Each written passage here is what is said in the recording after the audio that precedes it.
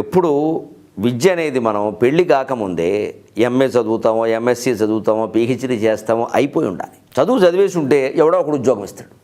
అంతేగాని చదువుకుందాం నెమ్మదిగా, ముందు ఏదో వచ్చింది కదా ఇందులో చేరిపోదాం, తర్వాత చదువుకుందాం, ఇక చదవలేవు.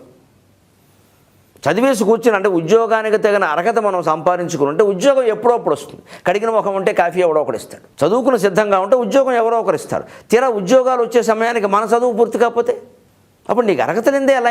ఎంత పెద్ద రికమెండేషన్ ఉన్న ముఖ్యమంత్రి కాదు, ప్రధానమంత్రి స్వయంగా ఫోన్ చేసిన ఆయనకి ఎంఎస్సీ అవ్వలేదు సార్, మీరు లెక్చరర్గా ఏమని అడుగుతున్నారు, ఎలా ఇస్తామంట? కుదరదు, అది ఒప్పుకోలేదు. అందుకని అలా ఎప్పుడు మన జీవితంలో తయారుగా ఉండాలి. ఆ ప్రయోజనం మనకు కావాలి, ఆ ఫలితం మనకు కావాలన్నప్పుడు దానికి తగిన అర్హతతో తయారుగా ఉంటే ఫలితం రావడం అనేది వేరే విషయం, అందరికీ రాదండి. అందుకని జీవితంలో ఎప్పుడు ఆ ఫలితాల కోసం, ఆ ప్రయోజనం కోసం మనం తయారుగా ఉండాలి.